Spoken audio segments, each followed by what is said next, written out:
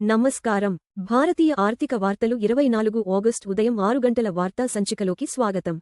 ఈ వార్తా సంచికను మీకు అందిస్తున్నది నయన. తాజా వార్తలు వినండి. సెన్సెక్స్ 77,500.83 పీటీఎస్ పెరిగింది. అత్యధిక లాభం పవర్ గ్రిడ్ 2.87% పెరిగింది. అత్యధిక నష్టం మారుతి 1.77% తగ్గింది. నిఫ్టీ 50 నేడు 24,252 0.08% వద్ద ఉంది. 0.08% పెరిగింది. ఎన్ఎస్ఈ యొక్క అగ్ర 50 కంపెనీలను ట్రాక్ చేస్తుంది. నిఫ్టీ 24,252 వద్ద ముగియడంతో ఫ్లాట్గా ముగిసిన భారతీయ సూచీలు గత ట్రేడింగ్ సెషన్లో సెన్సెక్స్ స్వల్పంగా పెరిగి 77,540.83 పాయింట్ల వద్ద ముగిసింది. అదే సమయంలో నిఫ్టీ 50 సూచీ 0.08% స్వల్ప లాభంతో 24,252 పాయింట్ల వద్ద ముగిసింది.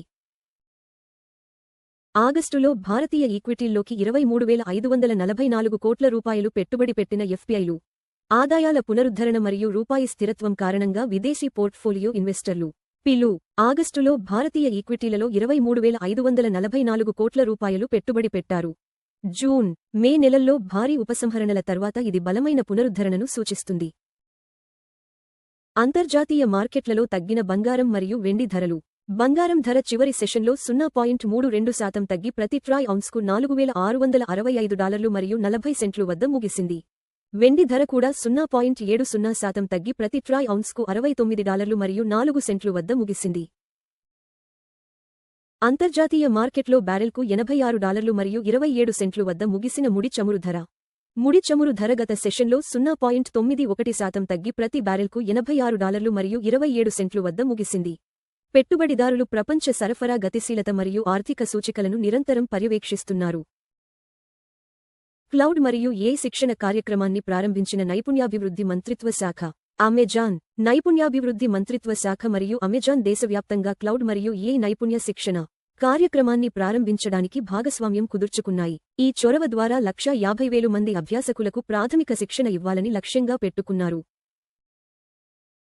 ఆర్థిక సంవత్సరం 2027 నాటికి 2 లక్షల కోట్ల ఆదాయాన్ని లక్ష్యంగా పెట్టుకున్న గ్రాసిమ్ ఇండస్ట్రీస్ తన వృద్ధి ప్లాట్ఫారంల విస్తరణతో ఆర్థిక సంవత్సరం 2027లో 2 లక్షల కోట్ల ఆదాయాన్ని లక్ష్యంగా పెట్టుకుంది.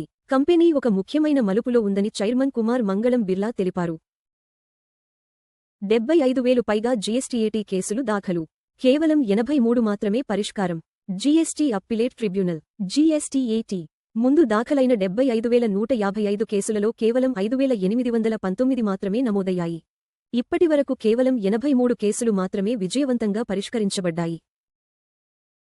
ఆలస్యాలను నివారించడానికి స్వదేశీ అణు రియాక్టర్లను ఎంచుకుంటున్న భారతీయ సంస్థలు ప్రాజెక్ట్ ఆమోదాలను వేగవంతం చేయడానికి భారతదేశంలోని దేశీయ కంపెనీలు స్థానికంగా రూపొందించిన అణు రియాక్టర్లను ఎంచుకుంటున్నాయి. అంతర్జాతీయ సరఫరా గొలుసు అడ్డంకులు మరియు నియంత్రణ ఆలస్యాలను నివారించడం ఈ వ్యూహాత్మక మార్పు లక్ష్యం. ఆల్ఫాబెట్ నుండి నిష్క్రమించి నెట్ఫ్లిక్స్ను కొనుగోలు చేసిన Bill Ackman. Billionaire fund manager Bill Ackman తన పర్షింగ్ స్క్వేర్ పోర్ట్ఫోలియోలో పెద్ద మార్పులు చేశారు. ఆయన ఆల్ఫాబెట్లో తన వాటాను పూర్తిగా విక్రయించి నెట్ఫ్లిక్స్లో తిరిగి పెట్టుబడి పెట్టారు. అమెరికన్ డాలర్తో పోలిస్తే 95.68 వద్ద స్వల్పంగా బలపడి ముగిసిన రూపాయి యుఎస్డి ఐఎన్ఆర్ మారకం విలువ నిన్న 0.02% స్వల్ప తగ్గింపుతో 95.68 వద్ద ముగిసింది. ఇది గ్రీన్బ్యాక్తో పోలిస్తే భారత రూపాయి స్వల్పంగా బలపడిందని సూచిస్తుంది. బంగారం $4,665 మరియు 40 సెంట్లు 0.32% ప్రతి ట్రాయ్ ఔన్సుకు అప్రాక్సిమేట్లీ ఈక్వల్ టు 1,43,513 రూపాయలు ప్రతి 10 గ్రా. బంగారు ధర 0.32% తగ్గింది. మునుపటి ముగింపు $4,680 మరియు 60 సెంట్లు నుండి. బంగారు ధరలు ప్రపంచ డిమాండ్, డాలర్ బలం మరియు ద్రవ్యోల్బణ అంచనాలను ప్రతిబింబిస్తాయి. వెండి $69 మరియు 4 సెంట్లు 0.70% ప్రతి ట్రాయ్ ఔన్సుకు అప్రాక్సిమేట్లీ ఈక్వల్ టు 2,124 రూపాయలు ప్రతి 10 గ్రా. వెండి ధర 0.70% తగ్గింది. మునుపటి ముగింపు $69 మరియు 53 సెంట్లు నుండి. వెండి ధరలు పారిశ్రామిక డిమాండ్, సౌర శక్తి మరియు సెంట్రల్ బ్యాంక్ విధానాలతో ముడిపడి ఉంటాయి. WTI క్రూడ్ ఆయిల్ $86 మరియు 27 సెంట్లు 0.91% ప్రతి బారెల్కు ట్రేడ్ అవుతోంది.